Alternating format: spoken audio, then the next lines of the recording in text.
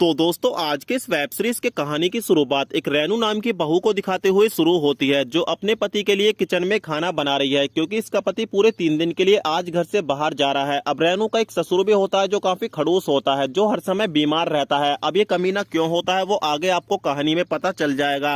अब इसका ससुर अपनी बहू को अपने कमरे में बुलाता है और इसको बोलता है कि बहू, मेरा नहाने का वक्त हो गया है, तो तुम मेरे लिए पानी गर्म कर दो और मुझको बाथरूम में लेकर चलो।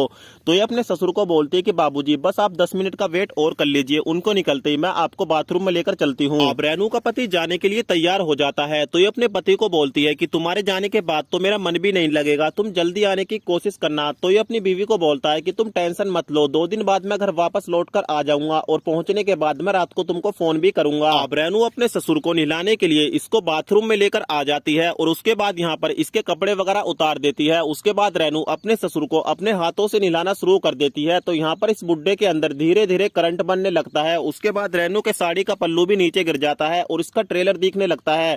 और इस ट्रेलर को देखकर अब इस बुड्ढे के अंदर हवस की आत्मा जाग उठती है और ये अपनी बहू को छूने की कोशिश करता है, लेकिन ये हिम्मत नहीं जुटा पाता, क्योंकि बुड्ढे को डर है कहीं बहू बिदक न जाए। अब रात को रेनू का पति इसके पास फोन करता है और इसको बताता है कि मैंने अलमारी में पूरे 10,000 रुपए रखे थे, कल एक सुनील नाम का लड़का वो पैसे लेने के लिए घर पर आएगा, तुम वो 10,000 रुपए उसके हाथ में दे देना। तो रेनू बोलती है ठीक है कोई बात नहीं, वो पैसे मैं उनको दे दूंगी।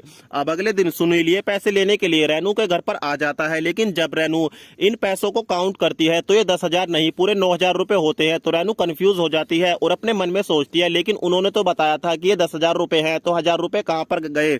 चलो कोई बात नहीं, फिलहाल 1,000 रुपए मैं अपनी तरफ से डाल देती हूँ। अब ये पूरे 10,000 रुपए हो जाते हैं और रेनू सुनील के हाथ में 10,000 रुपए देकर इसको यहाँ से विदा कर देती है। अब रेनू को पता चल जाता है कि वो 1,000 रुपए किसी और ने नहीं बल्कि घर के नौकर यानी छोटू ने चुराए हैं, क्योंकि रेनू छोटू को इसकी गर्लफ्रेंड के साथ फोन पर बातें करता हुआ सुन लेती है। उसके बाद छोटू भाभी से माफी मांगता है और बोलता है कि भाभी प्लीज इस बार मुझको माफ कर दो, आज के बाद ऐसी गलती दोबारा नहीं होगी और इस बारे में भैया को कुछ मत बताना। तो इसको वार्निंग देती है और बोलती है कि इस बार तो मैं तुझको छोड़ रही हूँ, लेकिन अगली बार तूने चोरी करने की कोशिश की तो तू नौकरी से तो जाएगा ही, तेरी पिटाई अलग से होगी। अब रात को बाबूजी के खाने का वक्त हो जाता है, तो ये अपनी बहू को बोलते हैं कि बहू अब मुझसे अपने दांतों से खाना नहीं खाया जाता, क्योंकि अब मेरी दाढ़ में काफी दर्द रहता है, तो तुम अपने मुंह से खाना चबाकर मुझको खिला दो। उसके बाद रेनू ऐसा ही करती है, क्योंकि ये इसके ससुर जी हैं, ये इनकी बात नहीं टाल सकती। अब उसके बाद रेनू अपने मुंह से खाना चबाकर अपने ससुर को खिलाना शुरू कर देती है और इस बुड्ढे को काफी आनंद आने लगता है। अब रेनू भी धीरे धीरे पिघलने लगती है और इसको पिघलता हुआ देखकर ससुर जी इस पर अटैक बोल देते हैं और इसके साथ मजे लूटना शुरू कर देते हैं।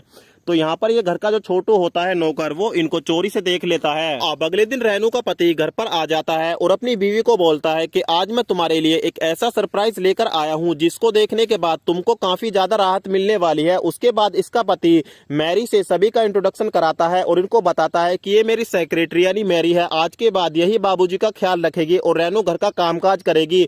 अब क्योंकि मैरी काफी खूबसूरत होती है तो इसको देखकर बाबूजी की पैंट गीली हो जाती है, लेकिन यहाँ पर रेनू का दिमाग खराब हो जाता है और वेब सीरीज का जो सीजन 1 है वो यहीं पर समाप्त हो जाता है।